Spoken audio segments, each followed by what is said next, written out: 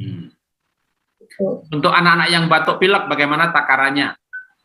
Takarannya sih bebas ya. Kalau anak saya batuk pilek karena anak saya kan udah biasa minum Promik, minum jus pro. Jadi saya kasih setengah gelas gitu, mereka minum, malam udah nggak oho-oho, udah bisa tidur. Besok pagi udah nggak kumat batuknya. Tapi kalau anak yang baru minum, boleh saya sarankan sih pakai air hangat, campur 1 sampai 2 sendok jus pro atau Promiknya aja dulu. Gitu. Kalau mau kasih gula dikit atau madu juga nggak apa-apa, biar anaknya minum.